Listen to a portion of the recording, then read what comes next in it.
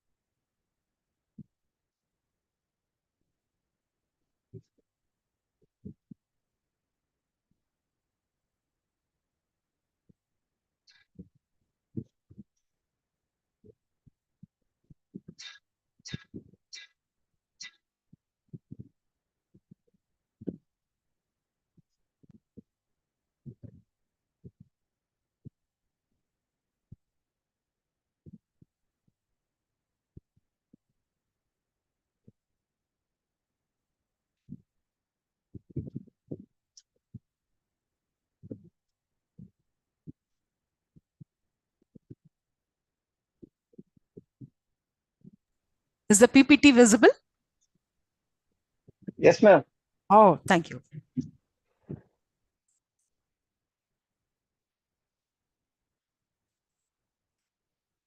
Right.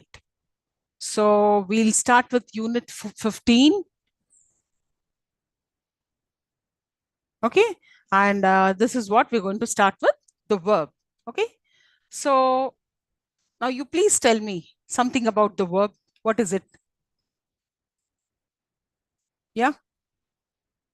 What are verbs? So in the English language, or in fact, any language for that matter, verbs happen to be an essential part of speech, and without which it would be impossible to indicate what the subject is doing.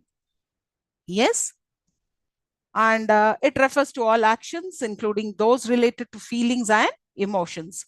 I hope you all remember in the last session, we stopped at the tenses. In fact, I started with verbs, and then even I started with tenses, but I stopped up to tenses only. You remember in the previous session? Yes, ma'am. Yes. So We will instead of, discuss in the next session. yeah, we That's just, what you said. exactly. So I'm just going back to the verbs and then come back again to the tenses, right? So, and okay, fine. This is what is all about the verb, and where you have verbs which refer to actions, and have verbs to which refer to experiences or feelings. We have verbs referring to a state or condition. Okay. Now these are some of the examples of verbs which you can call them as action verbs. Okay, where you can clearly see the action. Now these are again the verbs of the feelings. Okay, these are also called the verbs, but you just cannot see them, isn't it? You can see them with their in their action, isn't it? You can only feel it. That's how these are the verbs of feelings. Okay, and like hate, envy, believe, trust, feel, and trust, and so on. Right. Now coming to the verbs of condition. Okay, now we all know these are actually called the helping verbs also, isn't it? They gives the condition of the verb. Okay, am, is, are, and this is where we come across these condition verbs mostly in the tenses. While we get these verbs converted into their time frame and the tenses, we come across these. Okay, right. Now this is what it shows, where verbs are divided into main verbs and the auxiliary verbs. Okay, and then the main verbs are again divided into the transitive and intransitive, then regular, irregular, finite, and non-finite. Whereas the auxiliary verbs are divided into modal verbs and helping verbs. Right. Now, when I talk about the finite and non-finite, what does it mean? See, we've come across in finite and non-finite under main verbs. Did you notice here? So finite verbs are the verbs which actually tend to change with the time. Okay, there is a kind of a change, visible change in the verb. Okay, a verb which shows time or a verb which is limited by number, person, and gender of the subject is known as a finite verb. For example, if you look at it, Neha writes letters. They write letters. So for singular, the verb is different. For plural, it is different. Then again, we have written letters. Okay, so the verb here, write, keeps changing. So what does it do? Which is showing time or a verb which is limited by number, person, and gender. Okay, and then when you come to the non-finite, it doesn't show any of these, right? So that is the reason why they are also called as verbals. Okay, verbals, they are not actually verbs, they are imposters. Imposters, they're like, they act like verbs, but they are not actually verbs because they are non-finite. A verb that does not show time, or a verb which is not limited by number, person, and tense of the subject is known as a non-finite verb. For example, Raman tries to sing. Now look at this verb sing. Okay, we try to sing, they try to sing. I think last class also I discussed whenever it comes along with to, it's not a verb in fact. Okay, it's a verbal where it's an imposter, where it is non-finite verb. It doesn't change. Now look at this. Raman, for a singular also it doesn't change. For we also it doesn't change. For they also it doesn't change. So it's a non-finite verb. Whereas finite verbs change, but non-finite verbs do not show time or and which is not limited by number or the person. These are called non-finites. So if you remember non-finites, I remember telling you about gerunds, participles, and infinitives.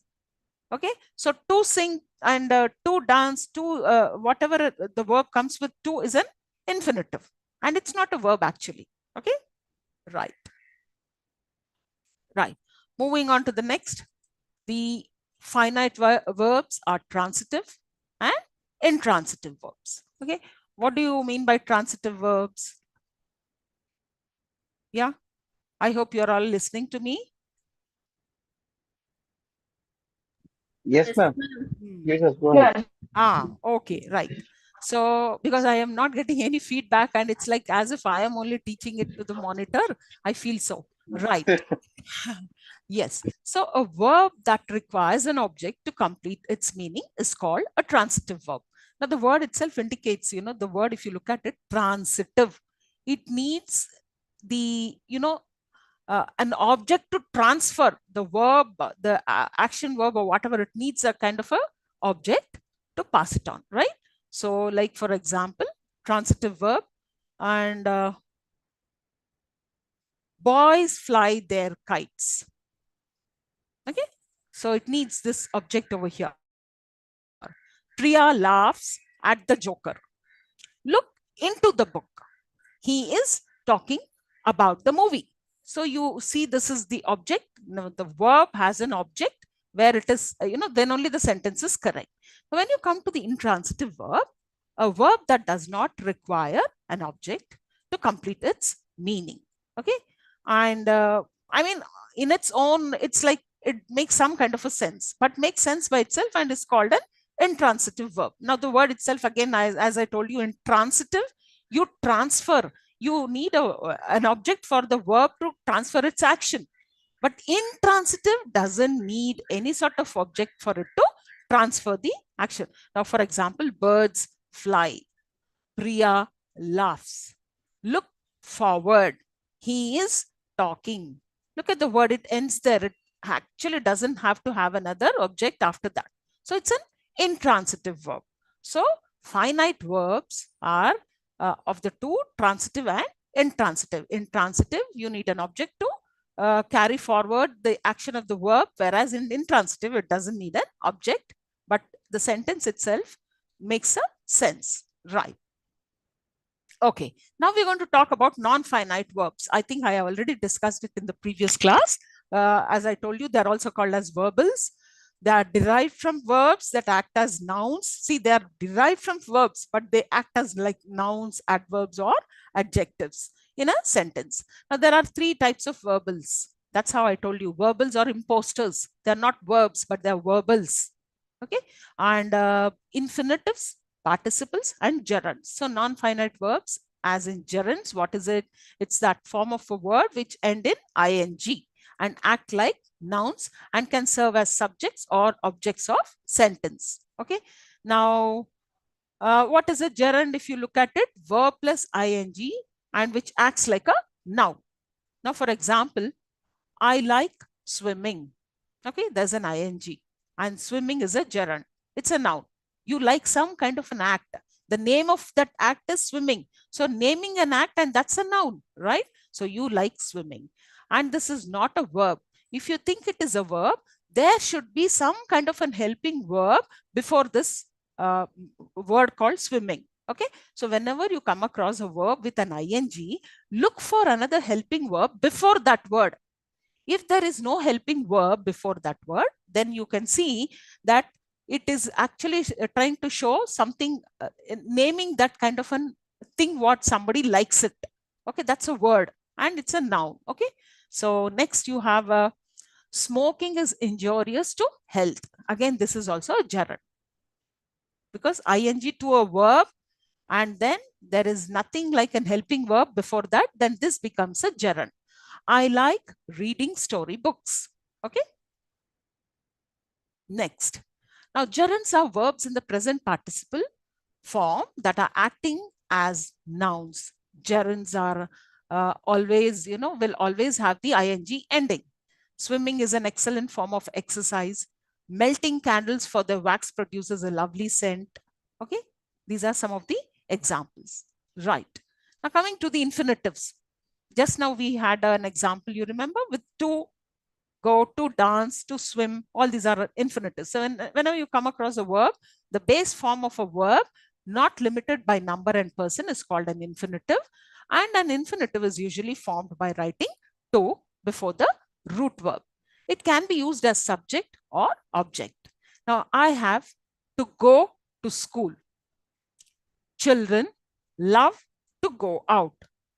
I was about to leave. So to go, to leave, okay, all these are infinitives and it's an because a verb which is with to, when it comes with to, is an infinitive. Right. Now, next, the other of the non-finite is the participle. So again, participle is a verb usually added ing or ed, works as an adjective. Okay. Now, in the present, it's like you come across two types, I mean, of participles, like present participle and past participle. In present, you have a verb plus ing and which works like an adjective. Okay. For example, dancing peacock.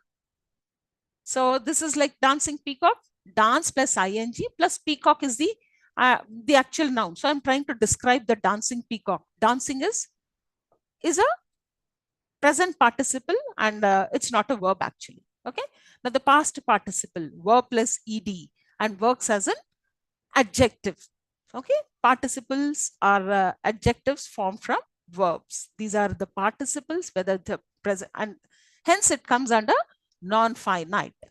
Now, for example, howling wolves is one, hovering aircraft.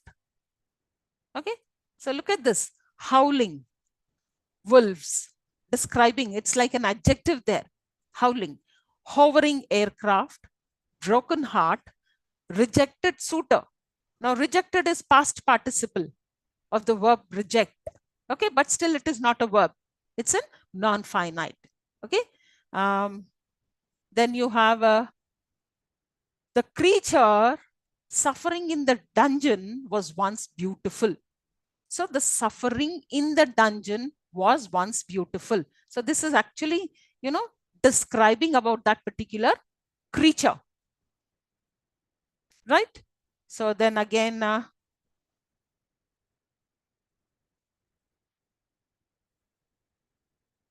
surprised by the intensity of her disgust, Felicity stared at the cockroach scurrying across her omelette.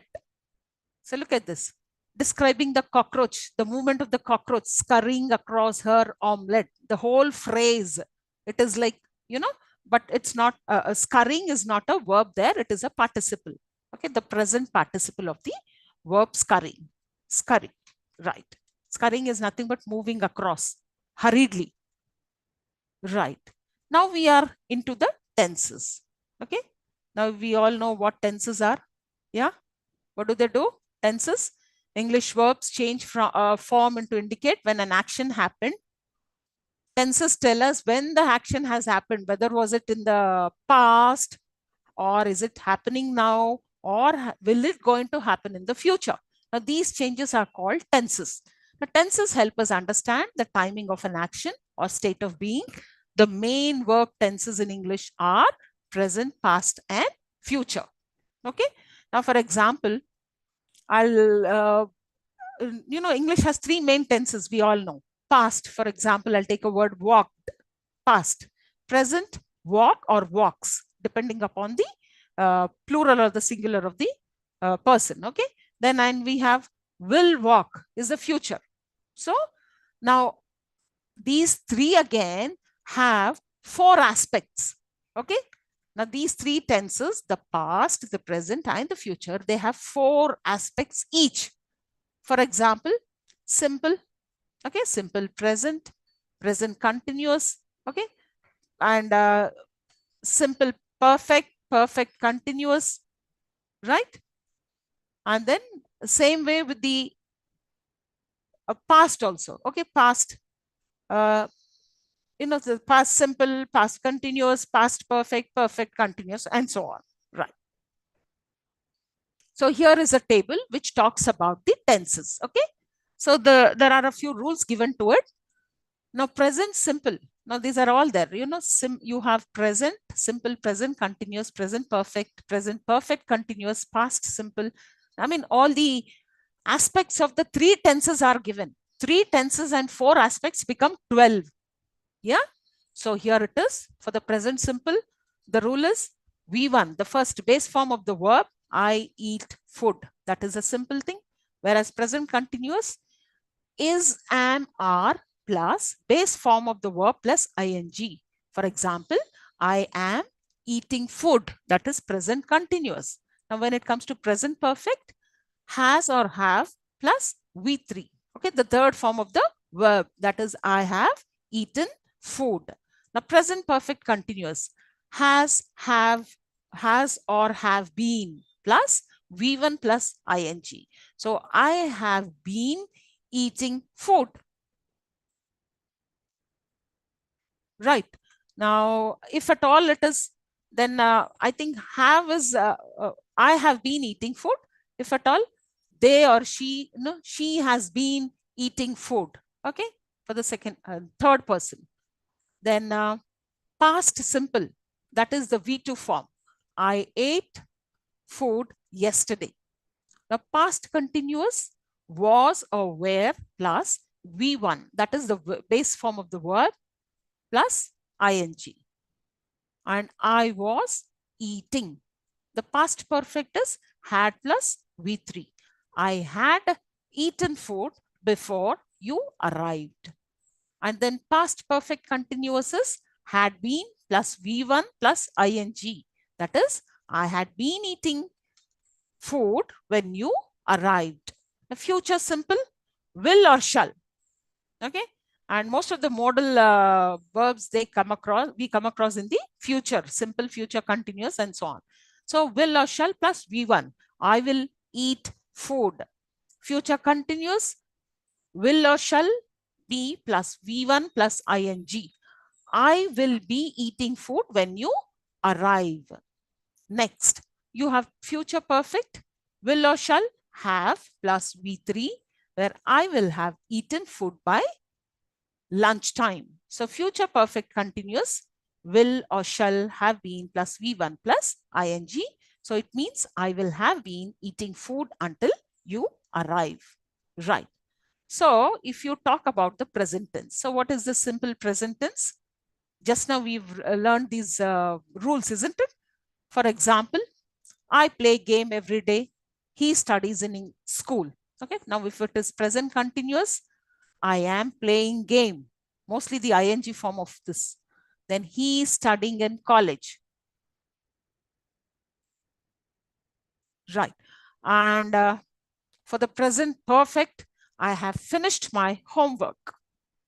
Present perfect continuous, I have been finishing my homework for the last 2 years. And he has been studying in school since his childhood, right? So similarly, you also have the past tense and also the future tense, which we've already covered up in the examples, right? Coming to the modality. What is this modality? Okay. Well, it expresses the likelihood of something that happening.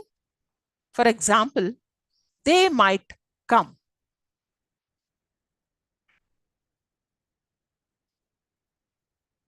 Okay. Or in fact, it refers to the use of modal verbs to express necessity, possibility, permission, ability, or obligation. And then, for example, if it is an obligation, I mean, most of the modal verbs come across with these kind of, either express either obligation, ability, or necessity, and so on. So expresses a duty of requirement. Example, you must go. Okay. And then it's an obligation, right? So you must. Okay. And in ability, I can swim. Can is the modal verb which is used here, right? Now, here we have the degree of modality: high, medium, and low. Okay, when you talk about high, most of these fall under that category. Would, is, must, will, tends to, probably, should, often. And low, it is can, could, couldn't, might. Okay, right.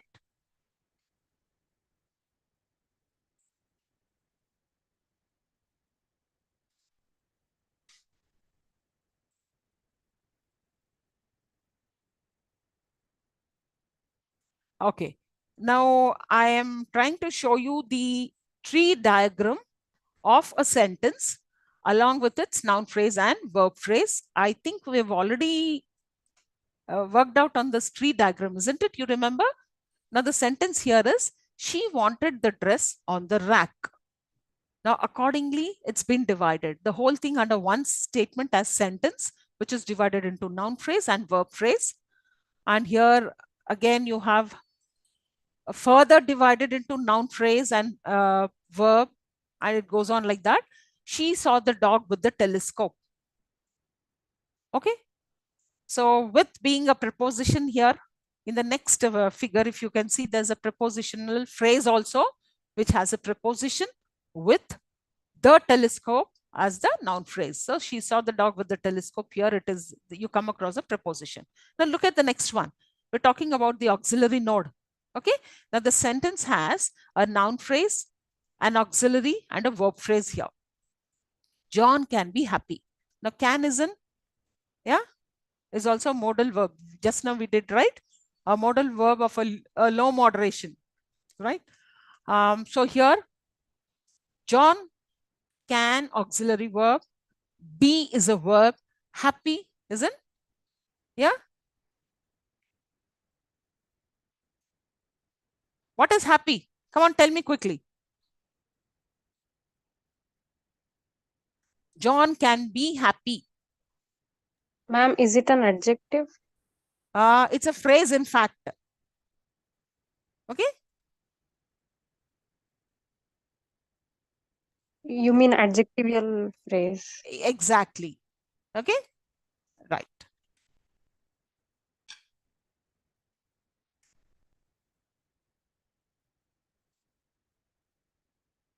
Next, moving on to. So under adjectival phrase, this is an adjective. Okay. Next. Okay. Did you see the next tree diagram? The next one, a child can kick a ball, a football. What is it? A article. Child is the noun, right? So the whole thing has a noun phrase. There's an article and a noun, and then you have an auxiliary verb there, can. Then we have the verb phrase, which is further divided into verb and a noun phrase. Kick a football. A is an article there. So that is how this is a tree diagram where you kind of put it up for a sentence structure, to draw a sentence structure in detail. Right. Next, we are moving into the unit 16 of this block 4, which talks about the grammatical functions. Right. So here, what are the things we're going to look into? All about the clause and the constituents of the clause from the point of view of their grammatical functions. Okay. So what is a clause?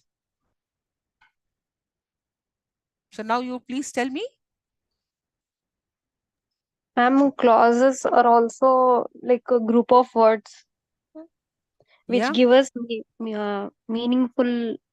Very like, good. Yes, yes, yes. They are a group of words. They are meaningful sentences, but may or may not be completely meaningful, isn't it? Yeah, that's how there are two types of clauses, dependent and independent clauses, isn't it? So a clause is a group of words containing a subject as well as a finite verb. Okay, so you know what is a finite verb now, which changes according to the time and the number and so on. There is a kind of a change, and that's a finite verb. So a sentence can be fully called a clause only when it has a single subject and a single verb. A clause may function as a noun or as an adjective or as an adverb. If it functions as a noun, please remember in the clauses there are two, one is the independent and the other one is a subordinate clause. So most of the time these subordinate clauses, they have a verb. Of course, they have a subject and a verb, but they're subordinate. I mean, kind of they are dependent clauses. They function as at times noun, as an adjective, or as an adverb also. Okay. So then when look at the examples here. When I came here, I saw her. Okay. Now you see two clauses over here. When I came here, comma, I saw her. Right. Now what are the two clauses? When I came here, that's a subordinate clause. Why? Though there is a verb, there is a subject there is a noun, but still I call it subordinate because it doesn't make a complete sense. It cannot stand on its own. I mean, it leaves us in an incomplete way of thinking, isn't it? When I talk about I saw her, yeah, it makes sense, isn't it? And it's a independent clause, main clause, in fact. It has a subject, it has a verb, right? So I completed my, so these two clauses together make a complete sentence. One is the dependent clause, okay? And another one, which is also called as subordinate clause, and the main clause. Okay, next example, I completed my graduation last year. So here it is just one clause. I completed my graduation last year. It's just a single clause. So hence it is called a monoclausal sentence, isn't it? Mono. Now I is a subject, completed is a verb, my graduation is an object there. Last year, it's an adverbial phrase indicating the time. Okay. So this is an independent clause because it can stand alone as a complete sentence. It expresses a complete thought with a subject and a predicate. Again, I like mathematics, but my sister likes biology. Okay. Now look at these two clauses over here. I like mathematics. Fine. Even this is also one single clause, and it can be just a independent clause, main clause it can be. I like mathematics. Fine. It makes complete sense. Next, remove this conjunction of but. My sister likes biology. Even this is also a clause which also makes sense on its own. So, but these two are again joined together using but. I like mathematics, but my sister likes biology. They are called coordinating conjunctions. Coordinating conjunctions comes with the clauses which are of the equal, what you call, the clauses being independent. Okay, equally they can stand on its own. So such a thing is called coordinating conjunction, right? The next, we'll just move on. But my sister likes biology because she wants to become a doctor. Okay, there are 3 clauses in these sentences. They're all coordinating conjunctions. Okay, but because, okay, because if I just leave this, the whole thing except for this, if I take up this sentence, she wants to become a doctor. Yes, it does make a meaning. It does make a sense. So all these 3 can stand on their own.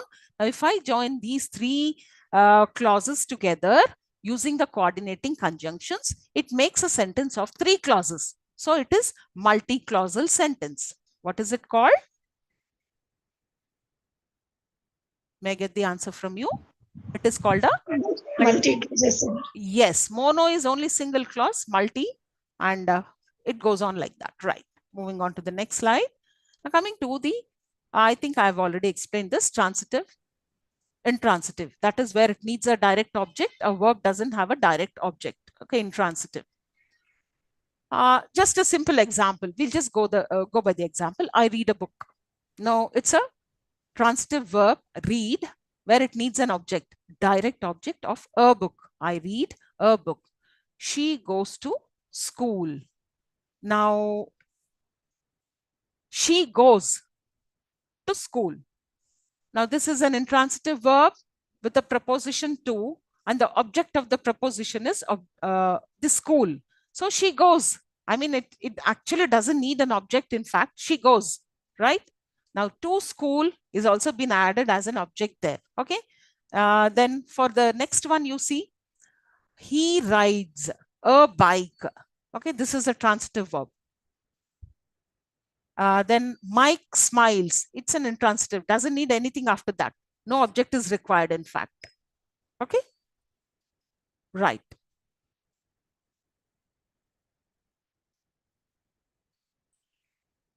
Now, the third one, you please have a look, where there is something given as ditransitive verb.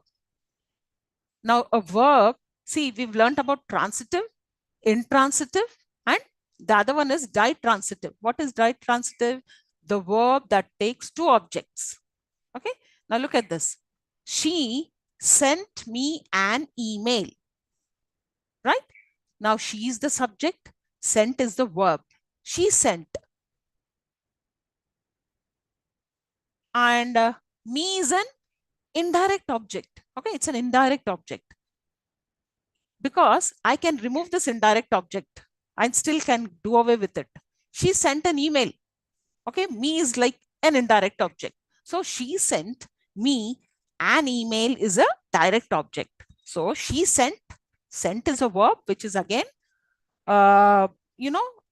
needs an object. Here there are 2 objects. One is an indirect, the other one is an direct. So then this is called as ditransitive verb. A verb where you see 2 objects. Okay. And hence it's called a ditransitive verb. Coming to the adjuncts, right? So what is an adjunct?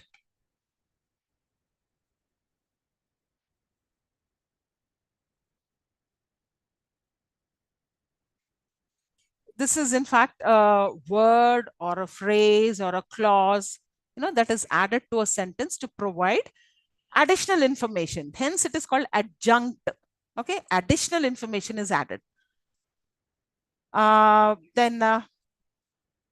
sometimes it is required and sometimes it's an extra information, So this can be, again, this adjunct can be of word, it can be a phrase, or it can be a clause. Okay. And it gives more information primarily about the action in the sentence. And it will also qualify another adjective, an adverb, or even a complement. Okay. For example, the teachers were asked to wear the uniform sari every Monday. Now every Monday is an adjunct there. Okay. Why? Because the teachers were asked to wear the uniform sari. That's enough. That's enough. Okay. But it is required, of course, to tell the action that every Monday, specifically every Monday, but still it's an adjunct. And this is a required information. In fact, it's an extra information. So the teachers were asked to wear an uniform sari. That would have been done, but every Monday is an adjunct there. The little boy ran quickly on seeing the dog. Now here I can, quickly it shows the action. Okay, it's actually giving the information or of the action in the sentence. Like he ran, the little boy ran on seeing the dog. How? Quickly. So that's an adjunct. Now we have planned to visit our grandparents next month. Okay, this is an information which has been given, added information about the action over here. So they have planned to visit their grandparents, but when? Next month. This is how. So it kind of adjuncts are phrases that add extra information to a sentence, such as it can be time, such as place or manner, right? And then we have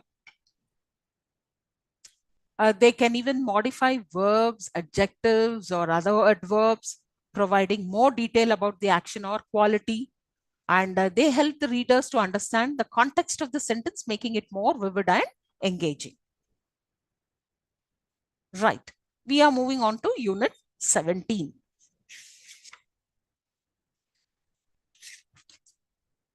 Right. So Unit 17, which talks about the clause and sentence type. Right. So far, we've understood what a clause is. So if it is a single clause, what it is. If it is a more number of clauses in a sentence, what is it called? And if it's a main sentence and the subordinate clause, sorry, how are they connected? I mean, that is what we are going to look into it now. And even the types of sentences and the different types of sentences according to its function, types of sentences according to its structure. Okay. So just now I spoke to you about the monoclausal and multiclausal sentences. So monoclauses, which have only a single independent clause with subject and a verb, right? And which can express a complete thought. Whereas multiclausal, they are complex sentences, include multiple clauses. And they can be both, these clauses can be, multiple clauses can be both independent and dependent. Next, the choice between monoclausal and multiclausal structure depends on the communication goals. So monoclausal sentence provides simplicity, I mean simple statement, while multiclausal ones offer sophisticated layered meaning.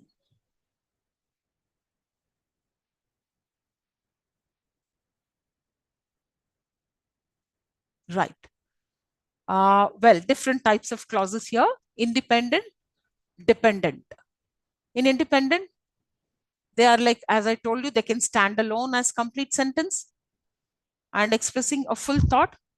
They have a subject and a verb, whereas dependent, they're not complete sentences on their own. They rely on other independent clause for meaning and contain a subject and verb, but begin with a subordinate conjunction. Right. The noun clauses. Now these clauses function as nouns, and hence it's called noun clauses. In fact, noun clauses are a group of words. They function as a noun and acting as a subject, object, or complement of a sentence. They're often introduced by word like that, what, or who. Whereas in adjective clauses, they modify nouns or pronouns, providing more information about them. They are introduced by relative pronouns like who, which, or that. Right. Coming to the subordinators and coordinators. So subordinators connect dependent clauses to independent clauses. They introduce subordinate clauses which provide extra information about the main clause. Now, some common subordinators include because, although, and while. These are some. There are quite a good number of subordinators. And please remember, when two clauses, if have to be, connected when the two clauses are independent and if they have to be connected, we use coordinating conjunctions. They're called coordinating conjunctions. If in the two clauses, if one of them is dependent, the other one independent, such a clause you have to connect it using the subordinating conjunctions. Okay, one is coordinating conjunctions, the other one is subordinating conjunctions. Now, coordinators connect words, phrases, or clauses of equal grammatical rank. They join elements that are similar in structure and function. Some common coordinators include and, but, and, or. Okay, if I remember, there is an acronym for it. Fanboys. Fanboys are the coordinating. You remember, ma? Yeah. Yes, ma'am. I have taught my children fanboy. Oh, wow. Excellent. Right. So the full form of it, I think you can tell. You're the right person to tell about fanboys. Tell me better. Let me hear from you. Ma'am, F stands for. Very good. A stands for and. N stands for neither. Neither or nor, I guess. Nor. And B stands for because. O for or, Y for yet, and S stands for so. Very good. Excellent. Right. Now, we are talking about a noun clause. Now, please remember, noun clause as such is a subordinating clause. Okay, subordinate clause. It's a dependent clause which has to depend on a main clause. And that dependent clause, based on its function, we either call it a noun clause or we even call it as an, adjective clause or an adverbial clause. Okay. So here, this is a dependent clause. A noun clause is a type of subordinate clause that functions as a noun within a sentence. It can act as a subject, object, or complement and perform the same grammatical functions as a regular noun.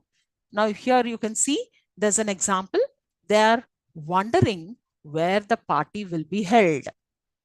Okay, this is the entire thing is a noun clause as the object of the verb is wondering. Okay. So the whole thing, I mean, they're wondering about what? About where the party will be held. The whole thing is a noun clause. Okay. Now, next. Now,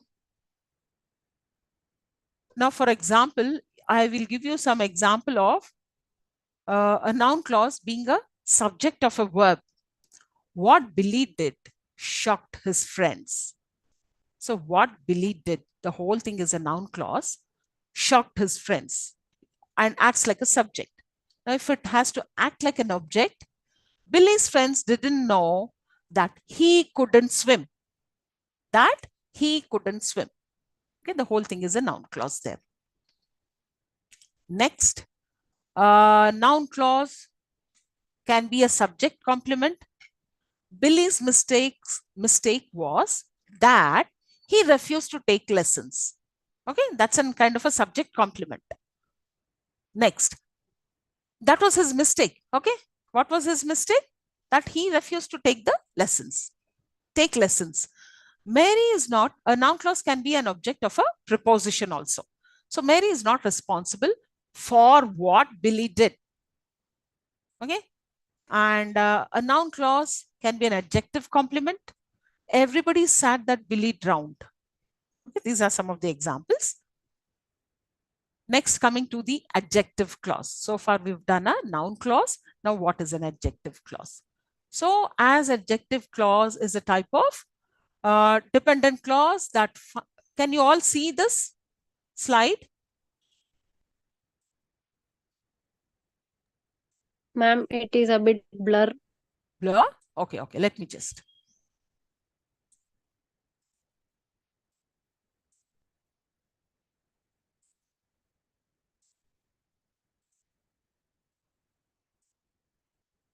Yeah. Okay, I'll just read it out for you. So an adjective clause is a type of dependent clause that functions as an adjective to modify a noun or a pronoun. As usual, the same rules for an adjective is implied here also for the adjective clause. Clear? Right. It provides additional information about the noun or pronoun. It modifies. For example, I know the man who came here yesterday. Okay. So this being, who came here yesterday? You know the man. Who is that man whom you know? The man who came here yesterday. It's an adjective clause which is qualifying the noun man. Okay, of principal clause. Hence, it's an adjective clause. And okay. Now, who that referred to people. They caught the man who spied for China. And which or that refers to objects. I lost the map which she gave me. Now, if it's an object, which, if it is people, who, and whose is a possession. Rule for the relative clauses. Okay. So adjective are also called as relative clauses. Please remember. Whose refers to possession. She complained to the man whose dog bit her. When refers to a moment in time. Christmas Day is a day when people are happy. Where refers to a particular place. We visited the house where our father was born. Right.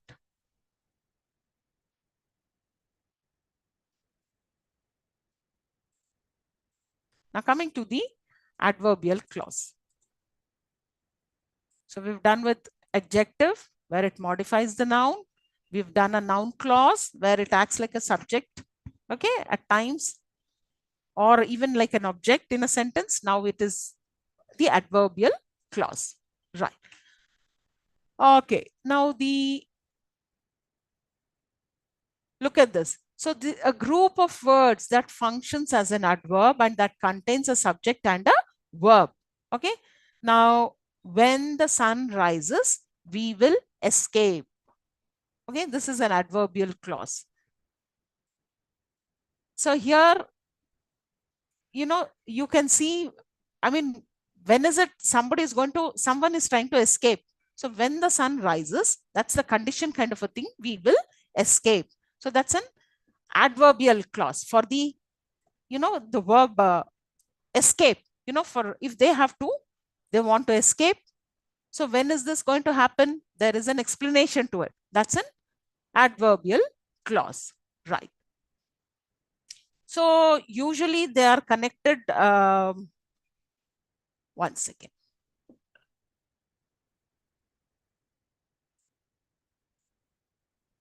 With the subordinating conjunctions such as after, although, if, since, because, while, most of the adverbial clauses. Okay. And the examples which are given here are the after I finished my homework. Okay. After I finished my homework. This is an adverbial clause. Although the project was difficult because I was running late. Okay. If I don't get enough sleep. Since I got the job while I was studying. So whenever I need help, as soon as I can. So wherever I go, no matter what happens. Now, there are some more examples of the adverb clause. They are of the time, reason, concession, place, and condition. Now, you talk about the time adverb clause of the time. I will meet you here when? After the meeting ends. Okay. So, for the word meet, this is the clause which is giving you the time. Okay. This is an adverb clause of time. Jane is not coming today. Why is he not coming today? Is not coming, a negative thing. Okay. A verb of negative verb. So is not coming. Why? As she is ill. That's a adverb clause. Okay. Next.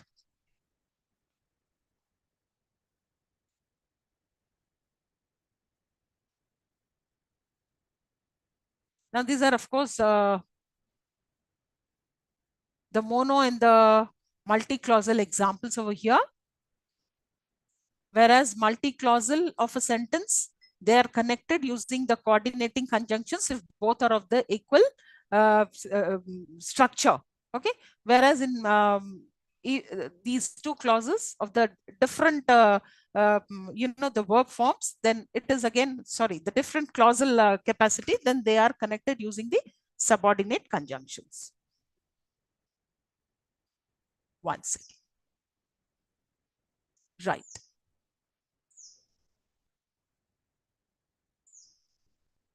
Right.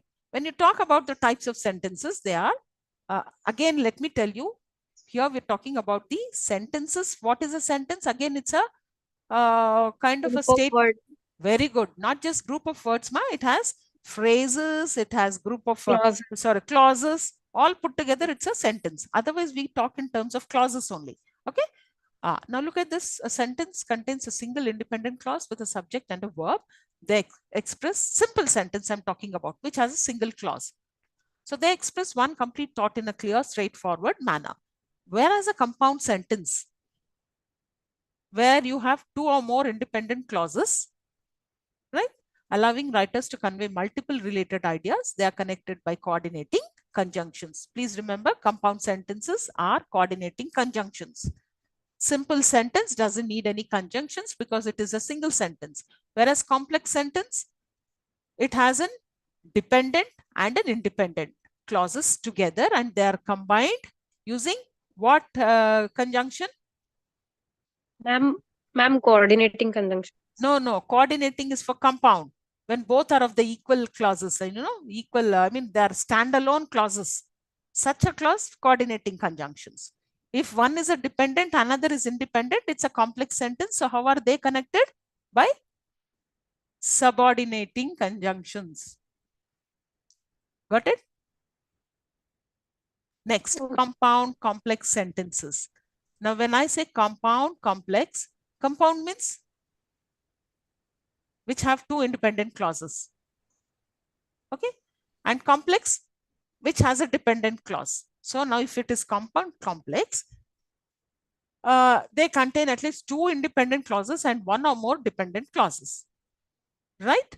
Now here again, as I told you, when it is two independent clauses coming together, it's like coordinating conjunction. We use coordinating conjunctions.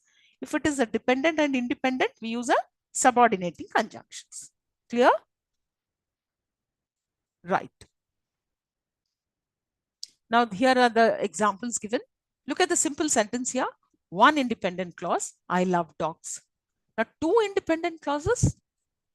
Here we use coordinating conjunction. Please remember, I love dogs and I appreciate cats. Look at this. What is that conjunction there? Can you please read it out? The conjunction there? And, ma'am. Very good. So coming to the compound. Sorry. There's a mistake here. See, the complex has to go to the third one and the compound has to come here. Okay? There's a mistake. You can't call it a complex. You have to call it as a compound. Compound are two clauses of the two independent clauses. Then only it is called a compound. Complex is one independent and one dependent clause. Clear? So that had to be interchanged. I'm so sorry. The titles over here had to be interchanged. Right? Okay, I'll skip this slide. It's like there's a mistake here. Right. Now coming to the sentences, the types of sentences. Okay.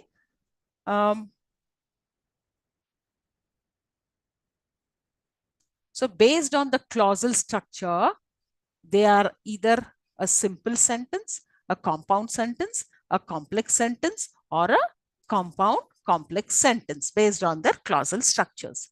Now, based on their function, what are they? Quickly tell me. You can see it on the slide. Yeah, ma'am. These four which you're showing. Very good. Very good. So based on their functions, the sentences are divided into assertive or declarative sentences. Example, David loves traveling with friends. Okay, it's like a sentence where you are declaring, you are giving a sort of information, right? Relates to facts, thoughts, opinions, and end with a full stop. Whereas an imperative sentence, what's an imperative sentence? Which can, where you express an order, a request, a command, and a suggestion. Now go to the grocery shop. What is this? Ma'am, it's a command. Command. Then it's an imperative sentence. So now you're able to get the kinds of different kind of sentences based on their function, right? Now, if I say, see, what is this with a question mark at the end? When did he come to my house? Again, there is a mistake. When did he will come to my house? There's a mistake here. When did he come to my house?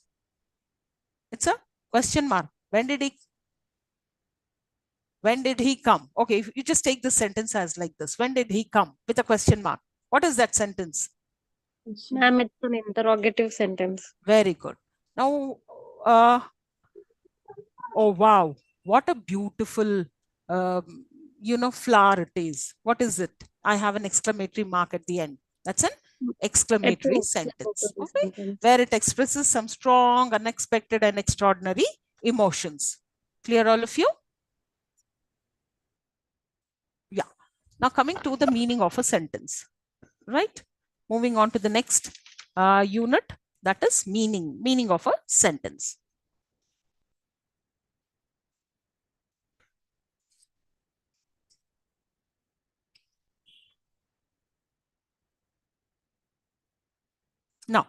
Now the branch of linguistics that studies meaning is called semantics.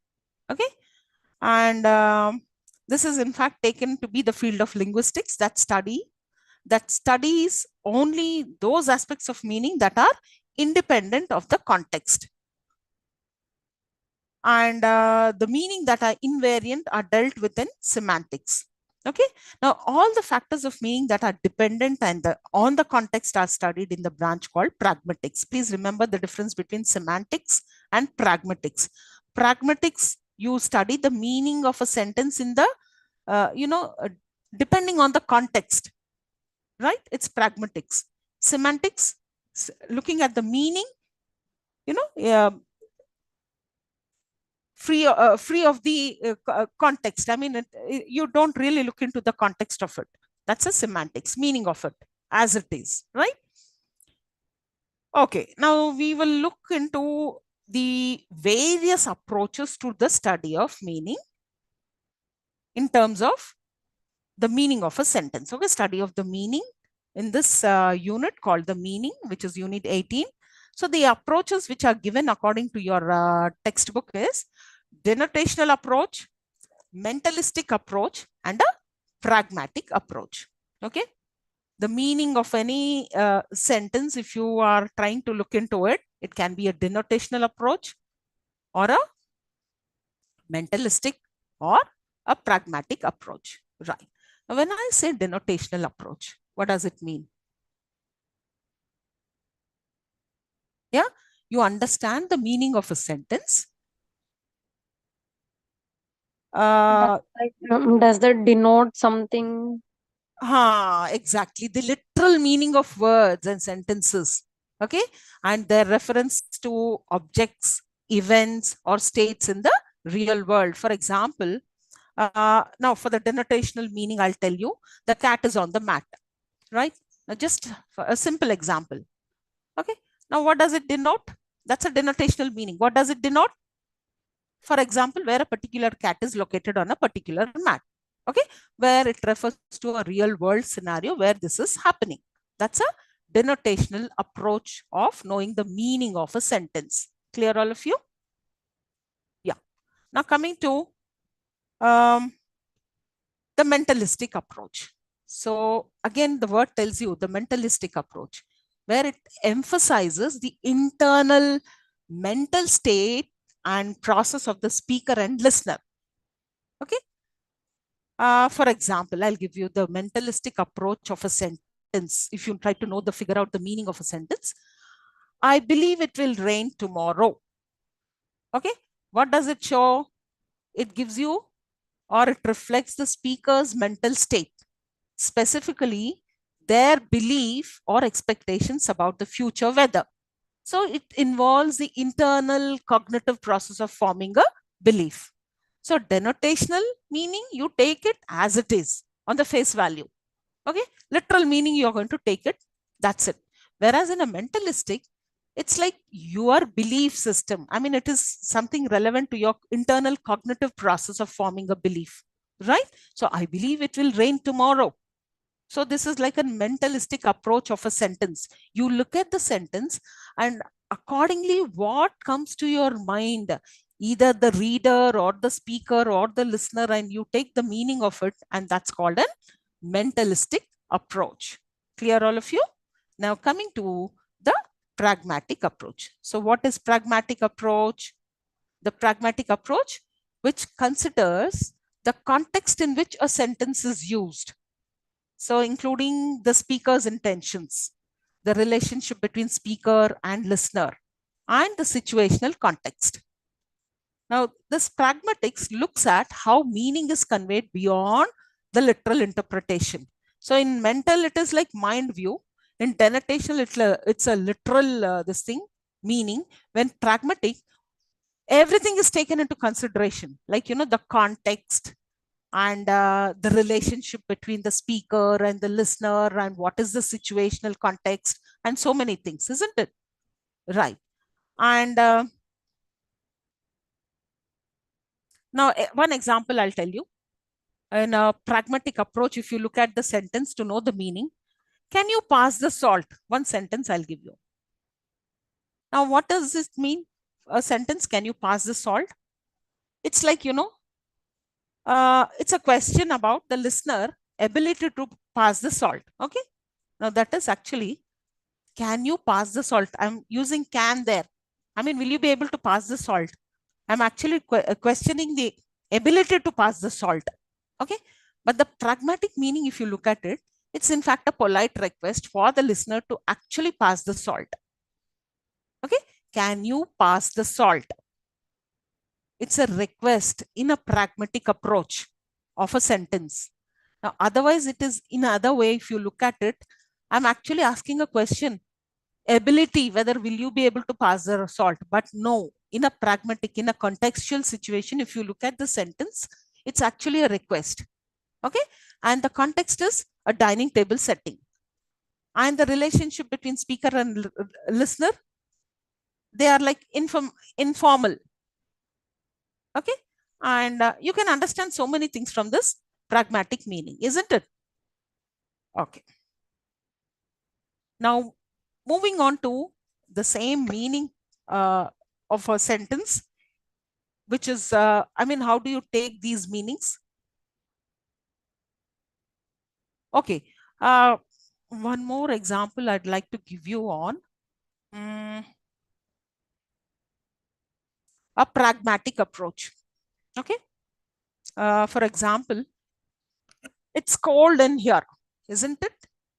Then the literal meaning, if you look at it about the statement, is about the temperature. It's cold here, isn't it? But pragmatically, what exactly I'm trying to suggest? To close a window or turn up the heat depending on the context and the speaker's intention. Did you get my point of the pragmatic approach? The meaning of a statement? Oh, it's cold in here, isn't it? If I say this, what does it mean? Yeah. As a pragmatic approach, what I am trying to say is talk about the temperature, and it could be a suggestion to close a window or turn up the heat depending on the context and the speaker's intention. Now, these approaches provide different views or lenses or point of views through which to analyze and understand the meaning of sentences, each highlighting distinct aspects of how language functions and conveys information. Right. Now, let us move on to the next meaning, that is presupposition. Now, what is presupposition? See, the word itself, the title itself tells you what it means. Presupposition. You are trying to have a sort of notion prior to, you are trying to build up some kind of an image even before something has happened. Presupposition. Okay. Now, it's like an assumption. Okay. Now, in presupposition, there is usually a piece of information which the speaker assumes the listener already knows. Now, this assumption is based on some shared background knowledge between the speaker and the listener. Now, an outsider in the circle of communication may be at at a loss. Now, for example, you go home after your college, right? So, and then, you know that you're back from the college. Your mother also knows that you are quite tired and the classes might have happened so seriously and the day would have been very hectic. So she'll definitely ask, had all the classes, you had all the classes today? I mean, the third person who is there in that room may not understand the conversation between a mother and the child. The child back from the school or the college, okay, and the parent is trying to inquire about the day's activities, okay.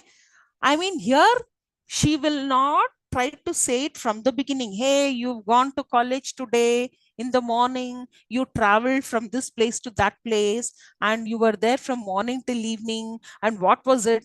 Who all came and what all happened in the college? I mean, this is not the sequence of the conversation. I mean, presupposition. Your, mother already knows that you've been to college and you've come very late. Probably there would have been some kind of a delay in the college hours because of some kind of a meeting or some kind of a hectic work schedule. So then there is a kind of a presupposition. Your mom says, I mean, you had all the classes or was an extra class? Yeah. Okay. Now there's a third member in the room. The person may not understand what is it the conversation going about. So presupposition, as you all know, the speaker assumes the listener already knows.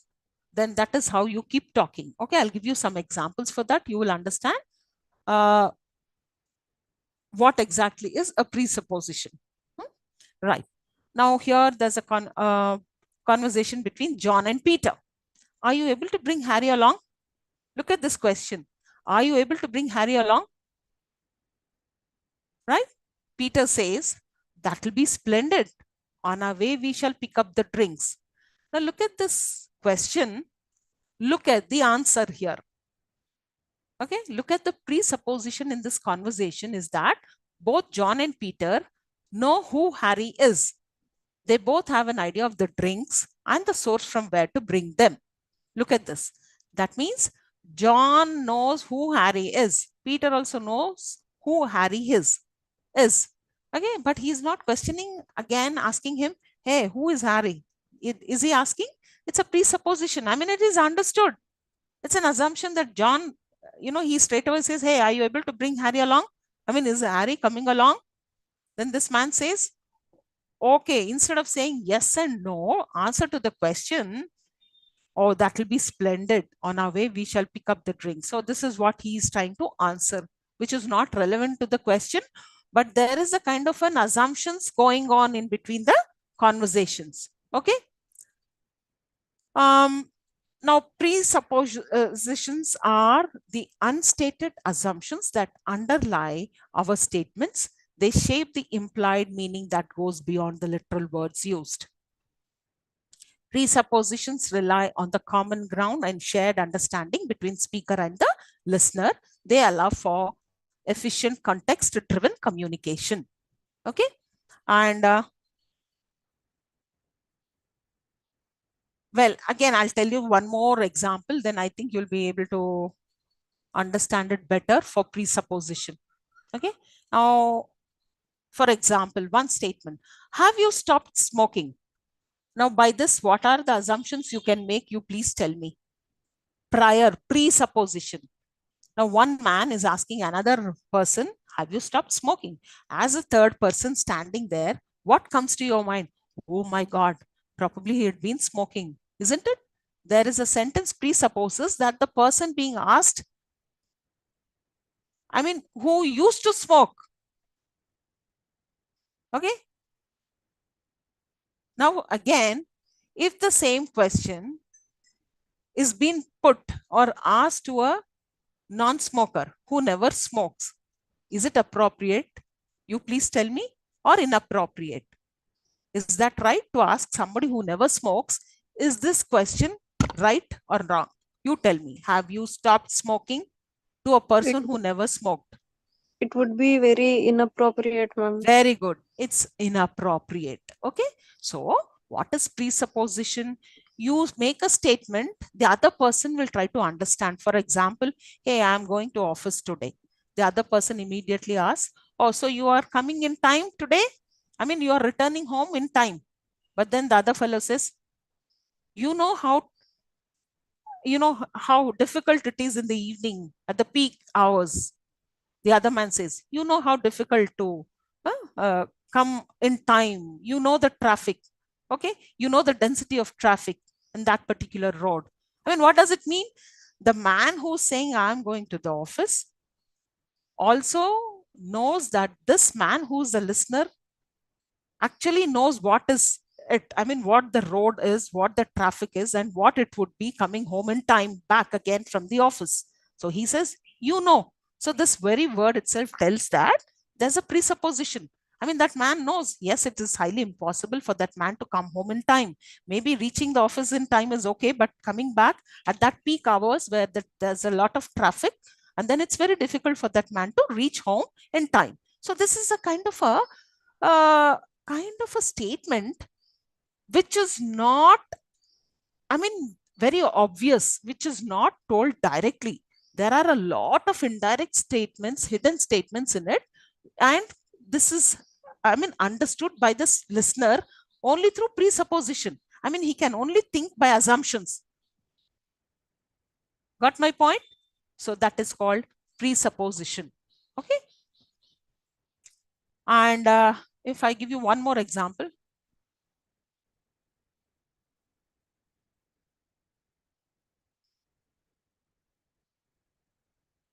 What comes to your mind? You please tell me. Mary managed to finish the project on time. What comes to your mind? That is your presupposition. The moment you hear this sentence, and what is it which comes to your mind? Mary managed to finish the project on time. What comes to your mind about the project? That means I think she struggled to complete her project on. Excellent. That is what you assumed, right? Oh my goodness. What does it mean she could manage to finish the project in time? It means that would have been a very difficult or a challenging task, the project, isn't it? That's a presupposition. Getting my point? Again. But did you notice the sentence? Nowhere did I mention the project being very difficult or challenging. I only told that she managed to finish the project on time. Then there was a presupposition that you all understood. Oh my goodness, the project would have been very difficult and challenging. Okay, right. There's again another sentence I'll give you. It's strange that Bob is not here. Yeah, it's strange. It is very strange that Bob is not here. What is the presupposition? That means, was he supposed to be there? See, it is strange that Bob is not here. He comes on time every time. Very good. He was always there. Always there. That's a presupposition. I mean, I never told it, isn't it? Did I say it directly? I mean, it's kind of an, implicit meaning you people are drawing. That's a presupposition. I mean, you have an idea that this man was always there, regularly available, but it's so strange that today he's not there. Getting my point? So that's a meaning of certain sentences where you call them as presupposition, right? Most of the time in our conversation, we have this presupposition. We assume certain kind of information even before the speaker lets it out. Not just the speaker, even the writer, even before he writes, as we read through the writings of a writer, we make a lot of assumptions, presupposes, isn't it? We presuppose much of the information even before we read a particular line. Yes, you got it? And please remember, this presupposition is based on the speaker's or the writer's assumptions, not on the sentence. The presupposition is based on our assumptions, okay? On the speaker, not the sentence, right? Now, the next meaning is entailment, okay? The word tail, you can hear the tail, yeah? Entailment. Okay, there's a following sentence for the factual sentence. That's called an entailment. What is entailment? Yeah. Entailment, where it's a logic and language, typically refers to a relationship where one statement logically follows from another.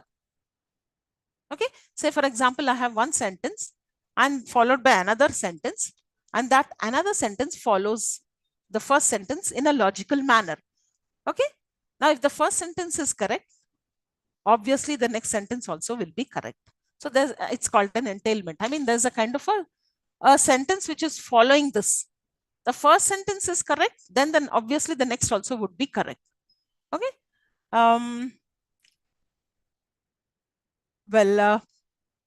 Okay. Another important point I wanted to tell you about negating a sentence in presupposition. Now, for example, I'll tell you.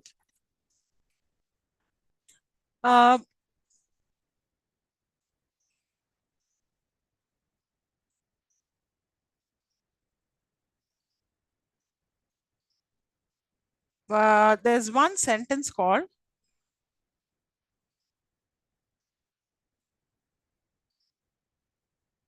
in your textbook, actually, it's given. The king of Andhra Pradesh lives in Hyderabad. And there's again another sentence. The king of Andhra Pradesh does not live in Hyderabad. Now, from these two sentences, what is the presupposition you can make? You please tell me. Now, this is from your textbook. I'm not just giving you from nowhere. Yeah. The king of Andhra Pradesh lives in Hyderabad. The king of Andhra Pradesh doesn't live in Hyderabad. I'm negating it. Okay. I'm giving you a negative statement of the first one. But there is one presupposition out of these two. What is that? There is no king at all at present. No. Let me. Listen. I'm not asking you to give you the factual presupposition. Based on the assumptions here, see, the moment I read out these two, then you will understand, probably the king of Andhra Pradesh is there, right? There is a king of Andhra Pradesh. Oh, my goodness. I mean, though it is negated, still this king of Andhra Pradesh is remaining. You're getting my point? One says the king of Andhra Pradesh lives in Hyderabad. The king of Andhra Pradesh doesn't live in Hyderabad. Whether lives in Hyderabad or doesn't live in Hyderabad, but there is one fact that there is a king of Andhra Pradesh. Getting my point? Yes, ma'am. That is presupposition. Yes. Okay. Yeah. So here I'm not, no. Honestly speaking, the sentence is incorrect and there's no king actually. No, not in our point of view, but if you look at the presupposition there, a king lives in Hyderabad, king doesn't live in Hyderabad, but there is a king of Andhra Pradesh. Out of these two sentences, we get an image that there is king who's very much there of Andhra Pradesh, right? Right. And now look at this. If it rains, the ground gets wet. If it rains, the ground gets wet. Okay? It is raining. So in this example, if the premise, if it rains, the ground gets wet, is a logically entails, isn't it? A sentence which is entailing logically of the previous one. So it implies that it is raining. If we know that the ground gets wet, we can logically conclude that it must be raining. That's the hypothesis. Okay. For an entailment, please remember, we follow by the sentences. We don't go by the speaker. Okay. It is the sentence and not the speaker. In presupposition, it is the speaker's mind or the listener's thing rather than the sentence. But in our entailment, it is the sentence and not the speaker. Okay. So here, I'll just give you the differences between the presuppositions and the entailment. Okay. Now the speaker assumes to be the case prior to making an utterance, whereas in entailment, something logical follows from what asserted in utterance. Now here, speakers, not sentences, have it, the presupposition, whereas in entailment, sentences and not the speakers have this. And in presupposition, more speaker dependent notion. In entailment, it is a logic and less discussed. So these are the kind of differences between a Right. Now,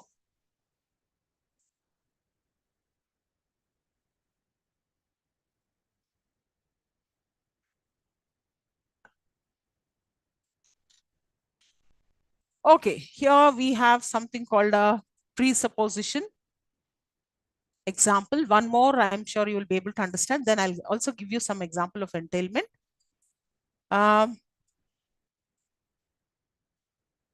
So when Mary's brother bought 3 horses. Now tell me a presupposition over here and an entailment. Both are available in here. In presupposition, what do you understand? That Mary exists. And Mary also has brothers. And what else do you understand?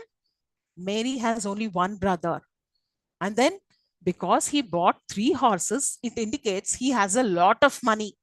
These are all the assumptions, presuppositions. Okay. Now coming to the entailment, Mary's brother bought something.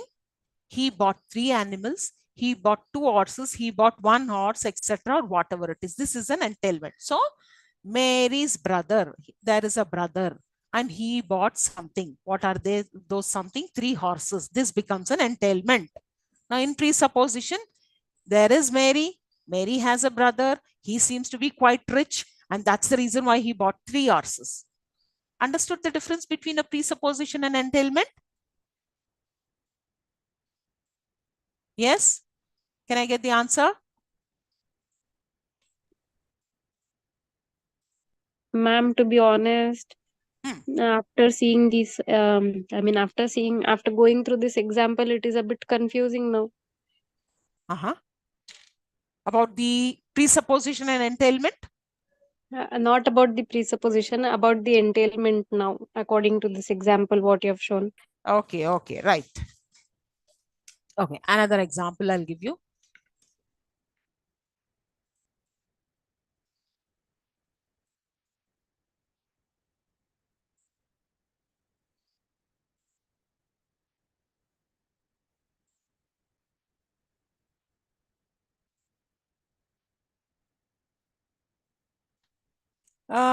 See,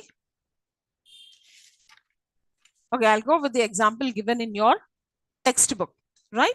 Entailment. See, the meaning itself you should be able to understand. There is a statement following the first statement. Okay. And if the first statement is correct, the next also will be correct, right? So for example, we went to a movie after we finished studying. Okay. Then the next statement is we finished studying. That means, see, the first one is correct. We went to a movie after we finished our study. We finished studying. They actually went for a movie. The first sentence. I mean, when did they go? After they finished studying, isn't it? And then the next sentence is we finished studying. That's correct, isn't it? Because if the first one is correct, then the second one also will be correct. Okay. Now there's again another pair of sentences. Govind bought bananas. Govind bought some fruit. So if Govind bought bananas, obviously the second statement also would be correct. He bought some fruits. I'm not specifying there as bananas. See, this is your textbook example. Yeah. Next, another one. Did it surprise you that he came early? What is the entailment over there? He came early. What is the following logical sequence sentence coming after this? Did it surprise you that he came early? What is that statement? The entailment of what is that logical sentence which comes after this? Did it surprise you that he came early? What is it? He came early, isn't it? So somebody is asking, did it surprise you that he came early? That means he came early. That's correct. Yeah. So there's again another pair of sentences. Okay.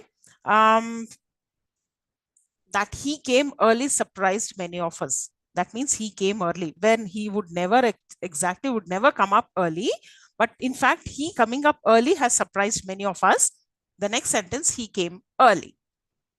So entailment is something where, you know, it refers to a relationship where one statement logically follows from another. Okay, the first sentence again followed by another sentence where logical sentence which follows the first sentence, and it is very much correct. If the first sentence is correct, then the second sentence also will be logically correct. Okay, now what you do is just go through your textbook with the examples. I'm sure you will definitely understand. Okay. Yes, ma'am. Thank you. Yeah.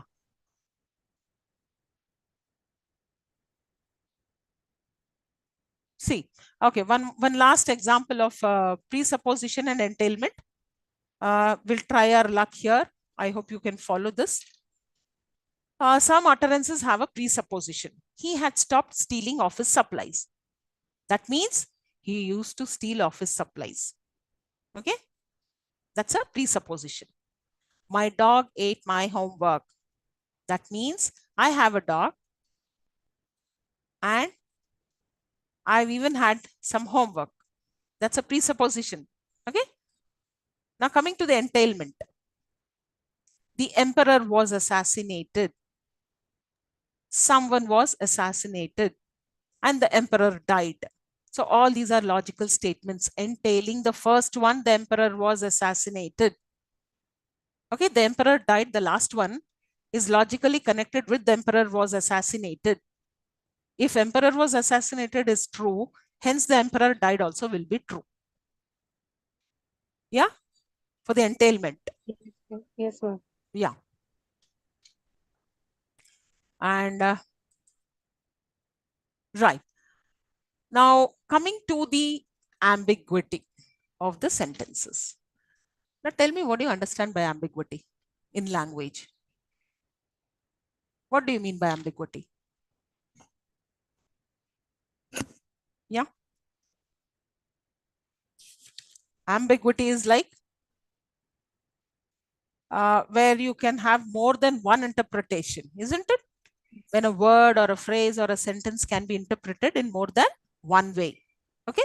Now, for example, I'll tell you for lexical ambiguity. Okay. In your textbook, as per it, it is given like you have a lexical ambiguity, structural ambiguity, and scope ambiguity. These are the three ambiguities you have to read.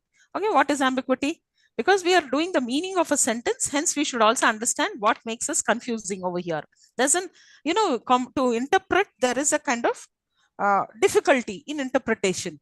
So lexical ambiguity, I mean, it's like very ambiguous. We use this word ambiguous, you read something and it is like you cannot interpret it clearly. Okay, it's ambiguous. So when I say lexical ambiguity, what comes to it? It's like, example, bark. What is bark? Ma'am, bark can act both as a noun and verb. Very good. Okay, I think I'll stop here, Ma. I'll continue and finish it in the next class. Okay, we'll start with ambiguity. I think it's time. Okay, because they will close the window all of a sudden. So I need to, right? It's time now. Okay, tomorrow I'll start with ambiguity. I think for today this is enough, and I want you all to go through this presupposition and entailment along with the examples. Okay, only then I'm sure you'll be able to follow it. Fine. Yes, ma'am. Thank you for your kind support. Yeah, I'm always there. Don't worry. And tomorrow, please remind me. I even asked for the slides. Okay, tomorrow is the last class. I'll be sharing the slides also. Okay, ma? Yes, ma'am. I'll be waiting. In Yeah, fact, we all. definitely. And yeah, tomorrow's class would be the last one. And